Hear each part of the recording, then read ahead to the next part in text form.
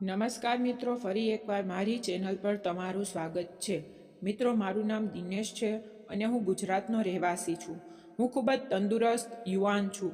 આ ઘટના 2 વર્ષ પહેલાં બની હતી, જ્યારે હું અમદાવાદમાં એક ખાનગી કંપની કરતો હતો. સવારે કામે જવાનું અને સાંજે ઘરે પાછા આવવાનું, રોજ આમ જ થતું. પરંતુ કેટલીક વાર કંપની મને કામ માટે ટૂર ઉપર મોકલતી અને આ સમય દરમિયાન તમારા માટે બીજી વાર્તા બની ગઈ. તો હવે હું સીધી કામના મુદ્દા પર આવું. આ 2 વર્ષ પહેલાંની વાત છે, જ્યારે હું કંપનીના કામ માટે મુસાફરી કરી રહ્યો હતો. મારી બસ લગભગ રાતના 10 વાગ્યાની હતી. હું લગભગ 9 વાગ્યે મારા ઘરેથી નીકળ્યો હતો, કારણ કે ઘરેથી બસ સ્ટેશનનું અંતર 40 મિનિટનું હતું, જેથી સમય પહેલાં બસ સ્ટેન્ડ ઉપર પહોંચવું શક્ય થાય. હું 9:50 બસ સ્ટેશન ઉપર પહોંચ્યો. બસ હજુ આવી ન હતી. જ્યારે મેં ઓફિસના કાઉન્ટર ઉપર બેઠેલા વ્યક્તિને બસના સમય વિશે પૂછ્યું, તો તેણે મને કહ્યું કે બસ આવવામાં હજુ 10 મિનિટ બાકી છે. 10 મિનિટ પછી બસ આવી અને હું બસમાં ચડ્યો. મેં ટિકિટ પહેલેથી જ લઈ લીધી હતી. મેં ડબલ સ્લીપર લીધું હતું, કારણ કે મને એક જ સ્લીપરમાં ગૂંગામણ લાગે છે અને મારે દૂર જવાનું હતું અને તે રાતનો સમય હતો. થોડીવાર પછી બસ ત્યાંથી રવાના થઈ ગઈ. મેં ઘરે ફોન કર્યો અને કહ્યું કે હું બસમાં ચડી ગયો છું અને કેટલીક બીજી વાતો પણ કરી. પછી ફોન કાપી નાખ્યો. મેં મારા સ્લીપરનો ગેટ થોડો ખુલ્લો રાખ્યો હતો, જેથી બહારની હવા અંદર આવી શકે. મારી બેગમાંથી ઇયરફોન કાઢ્યા અને કાનમાં નાખ્યા અને ગીતો સાંભળવા લાગ્યો.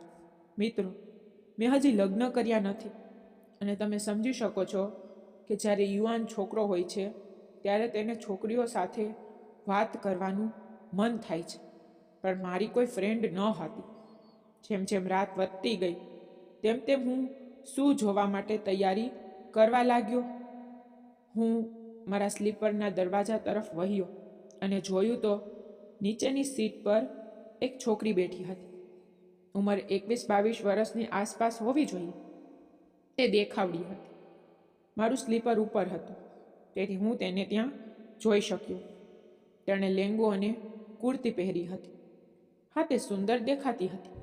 મારી નજર તેના પર અટકી ગઈ. લાંબો સમય સુધી હું તેના યુવાન શરીર પર મારી નજર જ હટાવી શક્યો નહીં. તે થોડી અસ્વસ્થ લાગતી હતી, કારણ કે તે એકલી બેઠી હતી. કદાચ તેની સાથે કોઈ ન હતું. હું તેની સામે જોઈ રહ્યો હતો. હું તેની સાથે વાત કરવા માંગતો હતો, પરંતુ હું ડરતો હતો. થોડીવાર વિચાર કર્યો પછી મને એક વિચાર આવ્યો અને મેં મારા ઇયરફોન તેની તરફ પાડી દીધા. તેની નજર મારા ઇયરફોન પર પડી. તેણે ઉપર જોયું તો મેં ઈશારો કર્યો કે એ મારા છે, મને આપી દે. તે ઊભી થઈ અને મને ઇયરફોન આપ્યા અને પાછી તેની જગ્યાએ ગઈ અને બેસી ગઈ. મારી નજર હજી પણ એના ઉપર જ હતી. હું જાણતો હતો કે અમુક સમયે તે ચોક્કસ પાછું ઉપર જોશે અને મિત્રો, એવું જ થયું. તેને મારી તરફ જોયું. મેં તરત જ સ્માઇલ આપી અને તેણે પણ સ્માઇલ પાસ કરી. આ રીતે મેં પહેલું પગલું ભર્યું. તે હજી પણ કદાચ તેની સીટ પર આરામ અનુભવી રહી ન હતી. થોડીવાર પછી તેને ફરીથી ઉપર જોયું અને આ વખતે મેં શું થયું એમ પૂછ્યું. તેણે કહ્યું કે કંઈ થયું નથી. પછી મેં તેને ઈશારામાં પૂછ્યું, જો તમારે કોઈ તકલીફ હોય તો અહીં આવો, હું નીચે જઈશ. થોડા સમય સુધી તે તેના તરફથી કાંઈ જવાબ ન આપ્યો. મેં વિચાર્યું કે કદાચ તે વાત કરવા માંગતી નથી, તેથી મેં આગ્રહ કર્યો નહીં. પરંતુ થોડીવાર પછી તેણે ફરી મારી તરફ જોયું અને સંકેત આપ્યો કે તે મારી તરફ આવી રહી છે. મને લાગ્યું કે આજે મારે કામ થઈ જશે, પણ હું ઉતાવળો કરવા માંગતો ન હતો. તે મારી સ્લીપર પેપર પર ઉપરના માળે આવી. આવતાની સાથે જ મેં પૂછ્યું, શું કાંઈ તકલીફ છે? તેને પહેલાં જ જવાબ ન આપ્યો અને પોતાને એડજસ્ટ કરવા લાગી. પછી તેને કહ્યું કે તેને સીટ પર તકલીફ થઈ રહી છે. મેં પૂછ્યું, તમારું નામ શું છે?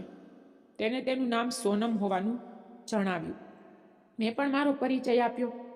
પછી મેં કહ્યું, જો તમને પસંદ ન હોય તો હું તમારી સીટ પર જતો રહું. પરંતુ તેણે સ્પષ્ટ ના પાડી અને કહ્યું કે ચાલશે, આ ડબલનો સોફો છે એટલે વાંધો નહીં. હું સમજી ગયો, દિનેશ દીકરા, આજે તારે મજા છે. મેં તેની સાથે વાત કરવાનું શરૂ કર્યું. મેં પૂછ્યું, તમે ક્યાંથી છો? તો તેણે કહ્યું, બરોડા. મેં કહ્યું, શું તમે કોઈ કામ માટે અમદાવાદ આવ્યા હતા? તેને કહ્યું, હા, મારા ભાઈ અને ભાભી અહીંયા રહે છે. ભાભી બીમાર હતી એટલે સંભાળ લેવા માટે કોઈ ન હતું. ભાઈ કામમાં વ્યસ્ત હતો, તેથી 8-10 દિવસ માટે આવી હતી. ભાઈને આજે પણ કામ હતું, તેથી તે બસમાં બેસાડી અને નીકળી ગયો અને હું એકલી બરોડા ઘરે જઈ રહી છું. મેં કહ્યું, ઠીક છે. હવે તે ઊંઘવા લાગી. હું પણ ઊંઘવા લાગ્યો, પણ મને ઊંઘ ન હતી આવતી. પણ મેં ઉતાવળ ન કરી અને ઊંઘનો ઢોંગ કરવા લાગ્યો. અડધા કલાક પછી મને લાગ્યું કે તે ઊંઘી ગઈ છે. હું ધીમેથી તેના તરફ વળ્યો અને જાણી જોઈને તેના માથે હાથ મૂક્યો, જાણે મેં આ બધું ઊંઘમાં કર્યું હોય. તે રીતે તેણે કશું કહ્યું નહીં. કદાચ તે ઊંઘી ગઈ હતી. પછી થોડી વાર પછી મેં મારો પગ ઉપર મૂક્યો. તે હજુ પણ કાંઈ બોલી નહીં. જો તેણે પૂછ્યું હોત તો મેં કહ્યું હોત કે મારે સૂતી વખતે તેના પગ ક્રોસ કરવાની આદત છે, પણ તેણે કશું કહ્યું નહીં. હવે મારી હિંમત વધી. બધા જાણે છે કે જ્યારે આપણે બસમાં મુસાફરી કરીએ ત્યારે બસ ખૂબ જ હલે છે, રોદા લાગે છે. આનો લાભ લઈને હું તેની નજીક સૂઈ ગયો. હવે તેના હોઠ મારાથી થોડા દૂર હતા, પણ હું ડરતો હતો. તે થોડી વાર એમ જ રહી. પછી તે ફરીથી બીજી તરફ મોં કરીને સૂવા લાગી. મારો હાથ હજુ પણ તેના કમર પર હતો. તેની પીઠ મને દેખાતી હતી. રાતનો સમય હતો, તેથી મેં લોઅર પહેર્યું હતું. તેને આ વિશે ખબર પડી, પણ તેણે કશું કહ્યું નહીં. હું પણ હવે મારી હાથને કાબૂમાં રાખી શકતો ન હતો. મેં થોડું દબાણ કર્યું અને સોનમને મારી તરફ ખેંચી. હું એક વખત ખૂબ જ ડરી ગયો, પરંતુ બીજી ક્ષણે તેનો અવાજ આવ્યો. કૃપા કરીને આવું ન કરો. પણ તેના અવાજમાં એક મોહકતા હતી અને તે તાજો લાગતો હતો, જાણે તે સૂતી જ ન હોય. હું સમજી ગયો કે તેનું પણ મન છે. તે મારી તરફ ફરી અને તે કેવી દેખાતી હતી? સ્વર્ગની અપ્સરા. પણ તેની સામે કાંઈ ન હતી. તેની આંખો બંધ હતી. તે તેનો આનંદ માણી રહી હતી. ડીજેનો કાર્યક્રમ હવે શરૂ થઈ ગયો હતો. મેં રાહતનો શ્વાસ લીધો. મેં પૂછ્યું, કેવું લાગ્યું? તો તેણે કહ્યું, તમે મને પસંદ આવ્યા, તેથી જ હું તમારા સોફા પર આવી. પણ મેં વિચાર્યું નહોતું કે આ બધું થશે. પરંતુ જ્યારે તમે પંપાવાનું શરૂ કર્યું ત્યારે મને થયું. પછી મેં પૂછ્યું, શું તમારે કોઈ બોયફ્રેન્ડ નથી? તો તેણે કહ્યું, મારો એક બોયફ્રેન્ડ છે. તે ફક્ત અમારી કોલેજમાં જ છે, પરંતુ તેનું કેવું નાનું છે. પછી અમે અમારા નંબર એકબીજાને આપ્યા.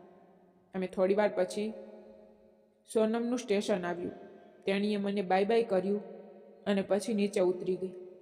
મારે આગળ જવાનું હતું, તેથી હું ના ઉતર્યો. આ પછી મેં તેને 2 વાર તેના ઘરે અને 1 વાર અમદાવાદમાં મારા ઘરે બોલાવી. પરંતુ એ અમદાવાદમાં ઓછી વાર આવે છે, એટલે અમે ફોન ઉપર એકબીજા સાથે વાતો કરીએ છીએ. દોસ્તો, આવી રીતે બસમાં અચાનક મળેલી દોસ્ત સાથે રમણ ભમણ કરવાની મજા હોય, અને ધીરજના ફળ દોસ્તો મીઠા હોય છે. મિત્રો, સ્ટોરીમાં મજા આવી હોય તો ચેનલને સબસ્ક્રાઈબ કરો, શેર કરો અને સબસ્ક્રાઈબ કરવાનું બિલકુલ ન ભૂલતા. વિડીયોને પ્લીઝ પ્લીઝ પ્લીઝ એક લાઈક જરૂર કરી દેજો. ફરી મળીએ આવતીકાલે એક નવા વિડીયોની અંદર. ત્યાં સુધી આવજો.